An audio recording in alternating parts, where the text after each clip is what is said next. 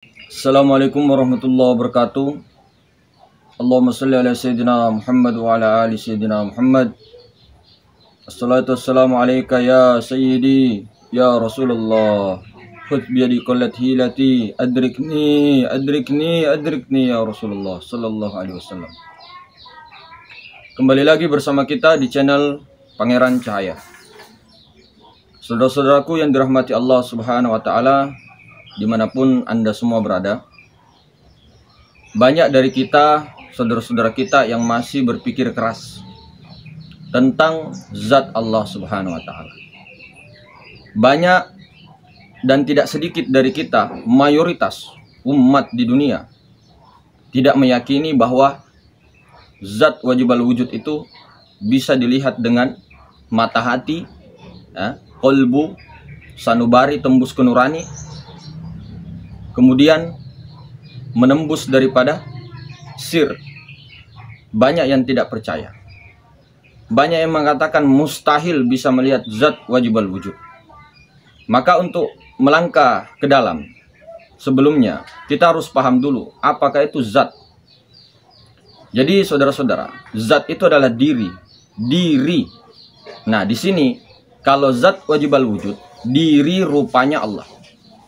Diri tajalli rupa Allah. Diri wujudullah. Nah, itu zat wajibal wujud. Kalau zat yang sebenarnya, zat mutlak. Mutlak itu zat yang sebenar-benarnya diri. Itu memang tidak bisa dilihat. Itulah yang dinamakan Tuhan, yang tidak berzat, tidak bersifat, tidak berasma, tidak beraf'al. Namun dikatakan zatul mutlak. Zat yang sebenar-benarnya ada, yang sebenar-benarnya tidak bisa menampakkan dirinya kepada tajallinya. Karena kenapa? Bukannya tidak bisa, akan tetapi tidak ada yang mampu menampung daripada zat Allah Subhanahu wa taala. Jadi pahami dulu mana zat wajibal wujud, mana zat mutlak yang sebenar-benarnya. Nah, kemudian di tengah-tengah daripada itu, itulah zat maha suci. Nah, kita uraikan di sini, kita kupas lebih mendalam lagi, saudara. Akan tetapi pahami ini dengan kolbumu, dengan sirmu. Jangan dengan pikiran, keilmuan semua dibuang dulu sementara. Ditanggalkan sementara. Sementara jika memang ingin masuk pemahaman itu. Tentunya gelas setengah itu nggak bakal bisa masuk kalau tidak mengosongkan semua apa yang ada. Sementara di wilayah ma'rifatullah. Maka saudara-saudaraku yang dirahmati Allah Subhanahu wa taala, dengan adanya tadi mengatakan mustahil bisa melihat zat wajibal wujud, sebenarnya tidak ada yang mustahil. Kenapa? Kita ini saja yang belum sampai ilmunya. Maksudnya Allah Ta'ala belum memberikan kepahaman, belum memberikan betul-betul penjelasan ataupun rasa kesadaran yang mutlak kepada diri kita. Maka kita tidak paham.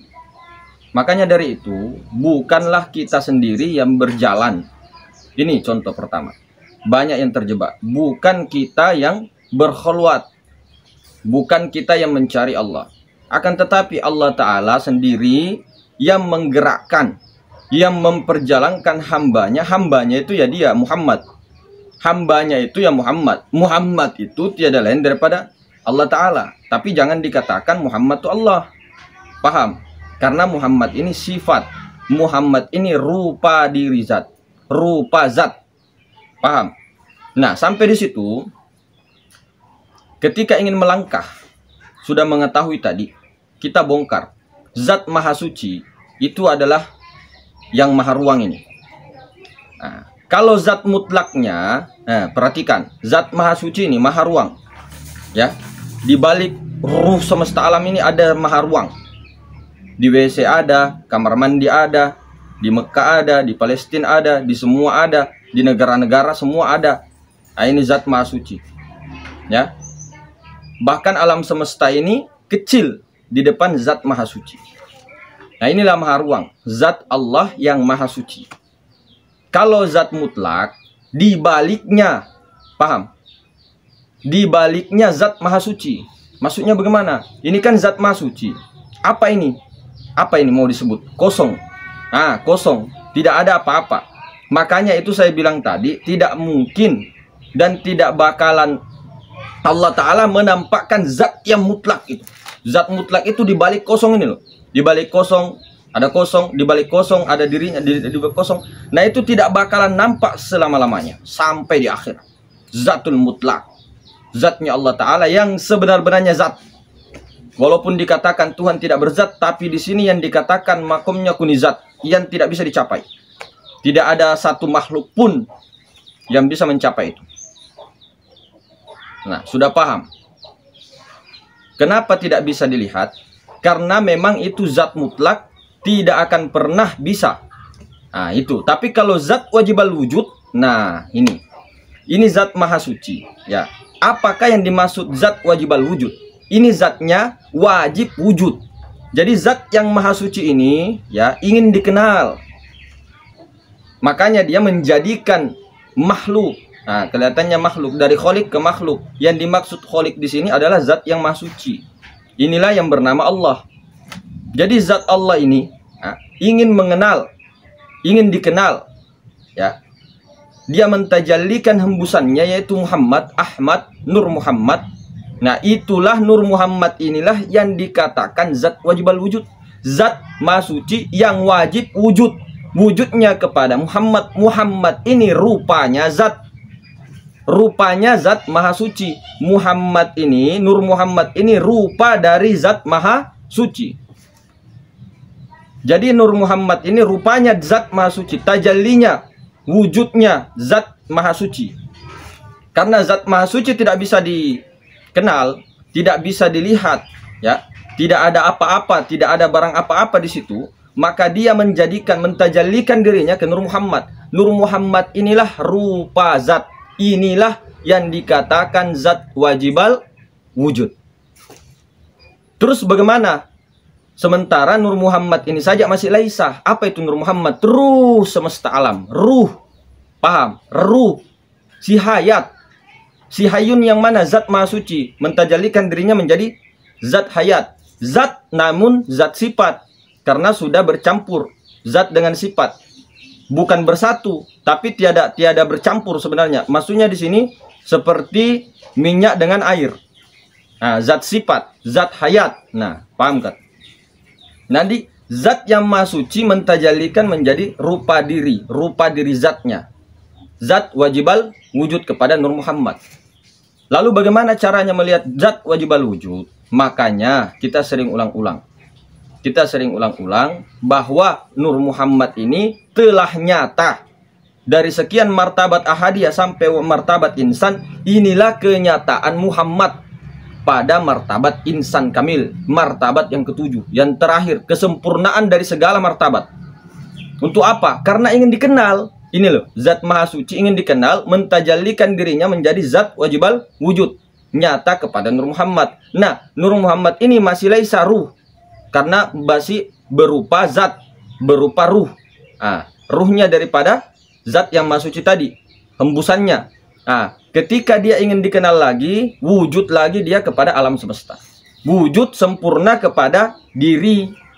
Yang mana? Dari ujung rambut sampai ujung kaki. Itulah zat wajibal wujud. Bukan berarti ini Allah. Pahamkah tidak ini? Allah itu, yang Allah itu, itulah ismu zat. Nama daripada zat. Domirnya kepada zat. Yang mana? Yang maha suci. Inilah yang disebut Allah. Akan tetapi jika ingin melihat Allah, lihat wujudnya Allah. Wujud Allah bukan Allah. Bagaimana cara melihat wujud Allah? Zat yang maha suci, ya, mentajallikan menjadi Nur Muhammad. Bertajalli ke Nur Muhammad. Jadi jika ingin melihat Allah zat yang maha suci ini, yang tidak kelihatan, yang kosong tak terbatas ini, lihat pada Muhammad, rupa zat. Nah, rupa zat ini, Nur Muhammad ini belum kelihatan, masih laisa. Dia menzohirkan dirinya, ya Pak, dia menzohirkan dirinya nyata kepada insan. Tidak usah disambat, tidak perlu disebut. Makanya di sini makomnya diam, la sautin wala harfun. Tapi Untuk pertama kali, jangan langsung mengatakan jika tidak paham ilmunya. Jangan langsung mengatakan baik dalam hati, apalagi zohir, mengatakan aku Allah. Ini semua Allah. Salah. Karena dia tidak paham asal mula kejadian. Awal mula yang dijadikan Allah Ta'ala. Belum paham langsung menunjuk. Itu salah. Itu tertahan di muhaddath.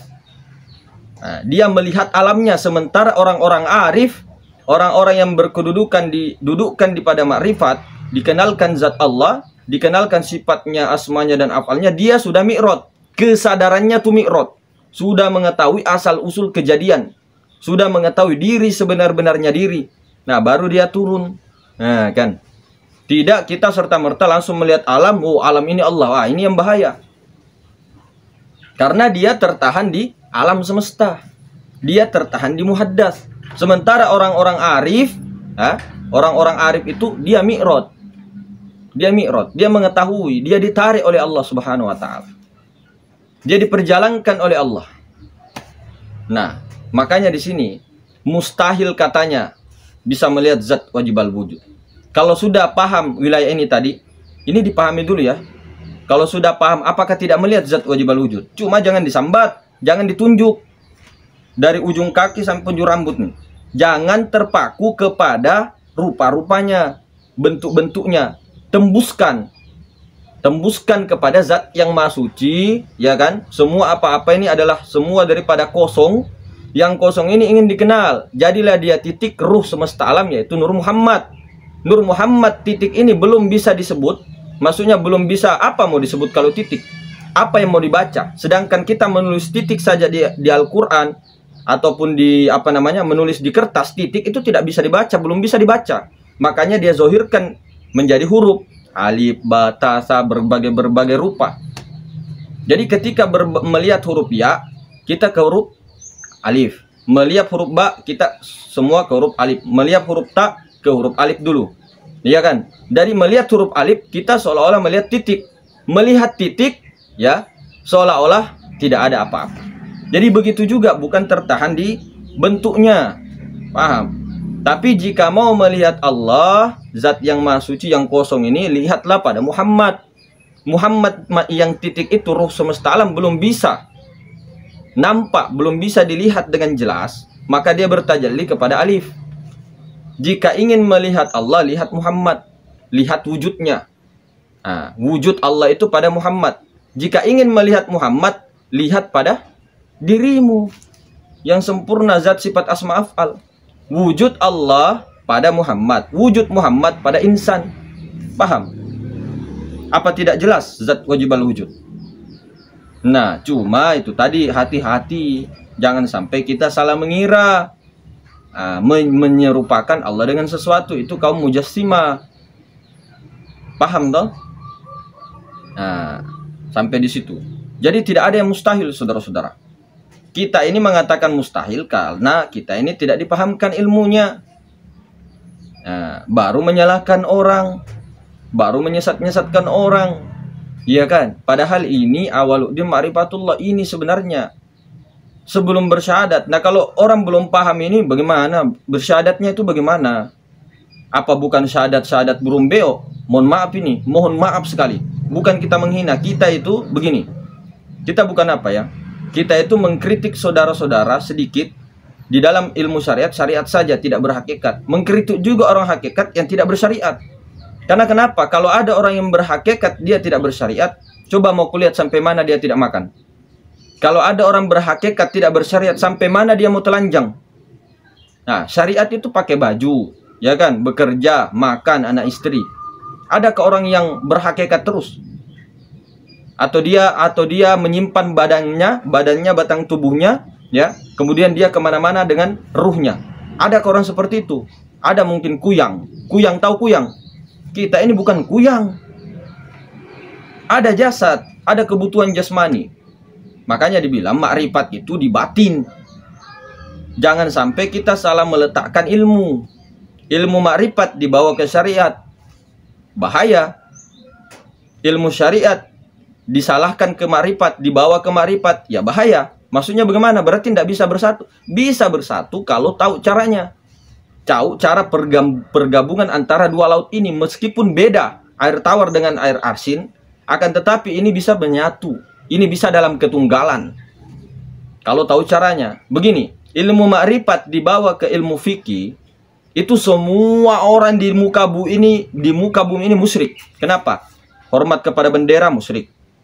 Makan obat musyrik. Ke dokter musyrik. Ya kan? Kalau tidak paham ilmunya. Kalau orang yang paham ilmunya, dia paham ma'rifat, dia paham syariat, dia mengatakan begini. Meskipun kita hormat kepada bendera, cium tangan kepada orang tua, sungkeman, kemudian kita itu makan ya untuk kemudian minum obat. Tapi hatinya tidak mempercayai daripada obat itu. Hatinya tidak menyembah kepada bendera. Hatinya tidak menyembah kepada orang tuanya yang dia cium tangannya. Apa bedanya dengan umat Islam juga sekarang? Misal kita menghadap tembok, ya kan? Kemudian kita ke kiblatnya ada di Ka'bah. Ka'bah ini apa? Batu kan? Batu. Nah, kalau kita tertahan di Ka'bah itu musyrik. Makanya ilmu ma'rifat dihujah ke syariat berbahaya. Kalau tidak tahu caranya. Ilmu syariat juga ke ma'rifat, ya beleng-beleng nanti. Kata Ustadz siapa itu Dasat Latif, beleng-beleng. Beleng-beleng kita punya ini pemahaman. Jadi mesti cari pembimbing, penuntun itu.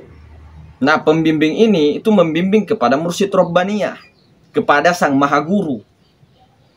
Itu di mana? Ada pada dirimu sang maha guru. Itulah yang mengajari kamu dari bayi sampai cuma kamu ndak paham di situ. Dari bayi. Anak bayi kelaparan mengisap jempolnya, ya kan? Sampai dewasa itu tidak paham kita di situ. Makanya disinilah untuk bagaimana kita ini kembali seperti fitrah, dalam keadaan fitrah, dalam keadaan bayi. Nah, makanya kenapa orang tua kita dahulu selalu mengajarkan belajar sama anak bayi, ya kan? Belajar sama orang gila, belajar sama orang mati. Nah, ada hikmah besar di situ, saudara-saudara. Maka inilah tadi, ya, jangan kita salah menempatkan, kemudian kita belum terjun ke dalam, lalu kita menyesatkan. Inilah yang menjadi penyesatan di mana-mana. Inilah yang menjadi fitnah di mana-mana. Dan inilah yang menjadi umat manusia saling berperang, saling bentrok. Macam-macam saling bentroknya. Ada karena uang, ada karena tanah, ya kan? Ada karena jabatan, ada karena agama juga. Lebih konyol, lebih konyol. Sesama manusia memperdebatkan ini saya benar, ini benar, itu sesat. Untuk apa? Bagaimana dunia ini mau makmur kalau tidak ada yang membimbing, maksudnya yang melaksanakan daripada semua ajaran-ajaran Nabi Ibrahim, semua ajaran yang dibawa Nabi Adam, Nabi Nuh, Nabi Hud, semua itu sama sampai baginda Nabi. Nah, tidak beda. Bedanya di mana? Ketika Nabi Muhammad dilantik kepada Nabi terakhir, ikut beliau. Ikut beliau. Tanpa menyalahkan Pak Presiden Soeharto, Pak Presiden Soekarno, Pak Habibie, Bu Megawati, semuanya, Pak SBY dan sebagainya. Tapi di era jabatan akhir, di masa yang khotaman Nabi Anbiya wal Mursalin, yaitu Sayyidina wa Maulana Muhammad sallallahu alaihi wasallam, beliau jabatan terakhir, pemegang panji Nabi dan Rasul terakhir, Nabi Muhammad sallallahu alaihi wasallam. Nah, maka ketika sekarang presidennya Pak Jokowi, maka kita ikut Pak Jokowi. Nah, seperti itu. Tanpa menyalahkan yang sebelumnya. Itu kalau prinsip saya, ya. Jadi apa yang ada sekarang, yakini apa itu, jangan menyalahkan yang lain. Ayolah damai-damai, ya kan? Nusantara, Asia, semua dunia. Berani pertegas. Semua dunia. Jika mengamalkan ajaran spiritual tauhid seperti ini, dengan syariat yang berbeda-beda, dengan pendapat yang berbeda-beda, ini pasti akan damai, saudara-saudara. Tidak ada perang. Sebenarnya loh ya, kalau mengamalkan rata dia mengamalkan dengan keyakinan yang berbeda, dengan syariat yang berbeda misalnya, meskipun berbeda, tapi dalam spiritual yang sama, kemanunggalan, ya, ketunggalan, keesaan itu, ketuhanan yang Maha Esa, maka tidak ada lagi namanya cekcok. sebenarnya. Tapi itu kan akan terjadi di akhir zaman kelak, ya. Itu akan terjadi beberapa tahun, 7, 8 apa 9 tahun itu. Dan itu hanya tidak bertahan itu karena memang begini, memang Allah Ta'ala mau membuat permainan dunia yang fana ini. Allah Ta'ala ingin bermain-main dengan dirinya sendiri. Allah Ta'ala ingin dipuji, Allah Ta'ala ingin dikenal. Yang dikenal ini, yang kenal ini adalah dirinya sendiri. Yang Nur Muhammad itu melihat daripada dirinya. Karena Allah ini ingin melihat dirinya di luar dirinya, maka dia mentajalikan dirinya dan bermain-main di dunia yang fana ini. Bukan berarti Allah begini, makanya jangan disalahpahami saudara-saudaraku. Makanya itu, orang yang sudah begini, syahadatnya benar. Secara syariat benar, secara hakikat benar. Asyhadu an la ilaha illallah Muhammad. Muhammad itu siapa tadi? Muhammad itu adalah diri tajalli daripada Allah. Muhammad itu sebenarnya adalah diri zat maha suci yang sudah bertajalli menjadi zat wajibal wujud. Muhammad menyatakan bahwa aku ini daripada Allah. Aku ini tiada lain daripada Allah. Batinnya Allah, batinnya Muhammad itulah Allah. Jadi makanya kita bersaksi asyhadu an la ilaha illallah, diri zohir menyaksikan yang batin. Nah, kemudian wa asyhadu anna Muhammadar Rasulullah, diri batin yaitu Allah menyatakan dirinya aku telah nyata kepada Muhammad. Apa tidak menyaksikan? Saya ulang. Muhammad. Nah, setelah tapi untuk bersyahadat, hilangkan dulu si Adam. Hilangkan dulu rasa-rasa Adam, si iblis. Bukan Nabi Adam, jasad Adam. Bukan jasadnya yang dihilangkan, rasanya. Rasa berjasad Adam, paham? Jadikan tubuh ini Nur Muhammad. Makanya selalu diulang-ulang. Jadikan tubuh Nur Muhammad. Nyawanya Nur Muhammad adalah Allah Ta'ala. Itulah zat maha suci, zat maha ruang. Nah, tadi di penciptaan awal, kejadian awal. Zat maha suci yang kosong mentajalikan dirinya Nur Muhammad. Ya tak? Nah, otomatis Nur Muhammad ini nyawanya itu ya zat maha suci, zat maha ruang. Karena zat zat wajibal wujud yang Nur Muhammad ini berada pada zat maha ruang. Zat yang maha suci yang kosong ini, yang titik ini di dalamnya kosong. Nah, kemudian dari titik ini bernyata dia kepada alif. Nah, alif dengan titik ini satu. Ini alif ini adalah titik yang bertajalli. Nur Muhammad, alam semesta ini adalah Nur Muhammad juga, tiada lain daripada Nur Muhammad. Karena Nur Muhammad belum bisa bernyata, masih goib, kemudian dia bernyata kepada alif, bernyata kepada alam semesta dan seluruh isinya, sempurna kepada insan. Jadi batinnya Muhammad itulah Allah. Nah, setelah menjadikan diri zohir itu Muhammad, diri batin otomatis Allah. Bersaksilah diri zohir, bersaksi tiada yang nyata melainkan Allah. Aku ini daripada Allah. Diri zohir menyatakan daripada diri yang batin. Aku ini dari diri yang batin. Diri yang maha ruang. Tajallinya, paham? Kemudian diri yang maha ruang mengatakan aku itu telah nyata. Jangan Tuhan goib terus. Tuhan memang maha goib, maha laisa. Tapi dia telah laisa kepada, dia goib kepada, bernyata kepada Allah, zat maha ruang. Nah, Allah ini laisa goib kepada Muhammad. Nah, Muhammad ini goib kepada seluruh alam semesta dan sempurna kepada insan. Bukan dikatakan ini Allah, ini salah paham ini. Makanya saya bilang otak itu jangan dipakai di sini, pakai rasa, zauq. Di atasnya rasa kesadaran. Nah, disitulah puncak tertinggi Sidratul Muntaha. Orang-orang gampang itu Sidratul Muntaha. Anak-anak SMP di sini, anak-anak SMP, anak-anak SMA itu kalau dipahamkan tentang zat ini, sifat ini, asma ini, dia paham. Tapi kan sebatas paham di akal, tidak mesra dia. Nah, ini yang mau dimesrakan, saudara. Makanya saya selalu bilang mesra, mesra, mesra, mesra. Mesra itu dimusyahadahkan. Nah, sehingga naik dalam kesadaran fana. Fana di situ, fana kepada Nur Muhammad, fana kepada Nur Muhammad. Bukan kita bertuan Nur Muhammad.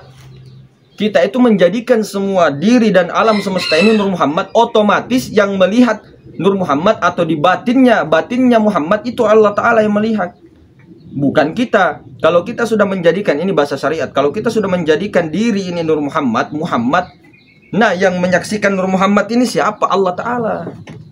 Bukan kita mengaku Allah, enggak. Pahami dulu saudara-saudara. Ini yang menjadi rancu. Makanya ini harus dibahas tuntas. Sudah terang sebenarnya di YouTube kita kemarin. Makanya seandainya bukan karena tugas daripada itu ya, buat apa bikin konten repot-repot, ya kan? Buat apa sih yang malang ini itu, ya kan? Buat apa? Karena banyaknya yang sekarang di akhir zaman ini menyebar, ya, kita tidak salahkan. Ya, bukan juga kita merasa benar, enggak. Tapi ikutilah kalau memang nuranimu itu tidak bisa membohongi. Bukan ikut saya, si Rahmat, enggak ada. Makanya saya bilang, saya itu bukan mursyid, bukan guru. Karena apa? Ketika panjenengan ikut dengan di grup, ikut di kita, misal di grup, itu panjenengan, Anda, antum, ya, pian, nah bahasanya kamu, engkau itu belajar di sini, aku juga belajar kepada engkau. Sama-sama Nur Muhammad. Apa bedanya? Hanya karena ilmu orang bisa baca kitab, ya kan? Bisa hafal Quran, kemudian dikatakan ini, enggak. Kita sama semua. Apa bedanya? Apakah karena ini itu? Enggak. Makanya tidak ada guru, tidak ada murid, karena kita sama-sama belajar. Meskipun kelihatannya kita menuntun begini-begini, iya, kalau kita tertahan di jasmani, ditahan di Adam, ya kita terhijab. Nah, anggap itu Nur Muhammad, saudara. Anggap itu dirimu. Dirimu itu dirinya Allah, bukan dirimu. Hilangkan itu rasa-rasa dirimu. Ternyata itu rasa dirinya Allah Ta'ala sendiri. Diri sebenar-benarnya diri itulah al-haq. Nah, begitu dipahami. Pelan-pelan ya, saudara-saudaraku. Makanya dengan sejelas-jelasnya seperti kemarin, anak SMP, SMA tuh paham. Dipahamkan oleh Allah. Tapi untuk prakteknya itu jangan banyak tanya. Kalau mau mesrakan, praktekkan kholwat-kholwat yang kemarin diijazahkan itu, lakukan. Nanti akan diberikan tahu sendiri oleh Maha Guru itu. Siapa Maha Guru? Alif. Siapa Alif? Pangeran Cahaya. Siapa Pangeran Cahaya? Nur Zat Allah. Melalui Nur Muhammad, diri sejati, guru sejati, Maha Guru ke guru sejati, ke nurani, ke kolbu sanubari. Oke, mungkin seperti itu, saudara-saudaraku. Lebih dan kurangnya dimaafkan. Assalamualaikum warahmatullahi wabarakatuh.